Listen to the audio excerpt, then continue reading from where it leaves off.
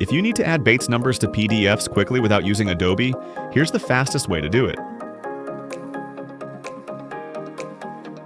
You can upload a single PDF, multiple PDFs, or even a zip file with full folder structure.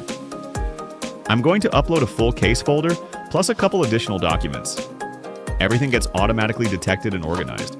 This is especially useful for legal productions where you're dealing with multiple files, exhibits, and mixed document types.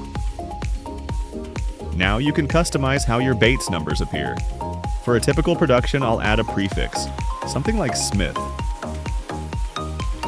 Start at 1, padding set to 5 digits, placement bottom right, which is the most common. Standard font, clean and readable. And I'll enable exhibit labels so each document is clearly identified. You can also skip numbering the first page if needed, which can be useful for documents with cover pages, and add additional text like confidential if required.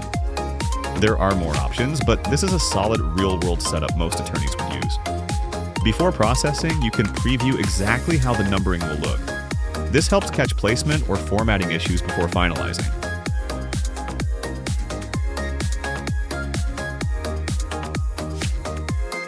Once everything looks good, just start processing.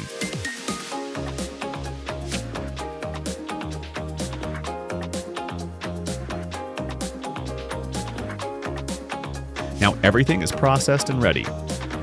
Each document is fully numbered and ready for production. You can download everything as a zip with the original folder structure preserved. You also get a Bates Index CSV. This shows the start and end number for each document, which is extremely useful for referencing and organization. You can also have file names named with a starting Bates number prefix if desired. Files are automatically deleted after a short retention period, typically within 7 days for security, and you can delete them at any time if you need shorter retention. This makes it easy to prepare document productions quickly without needing any desktop software. You can try it at BatesNumbers.com. No install required.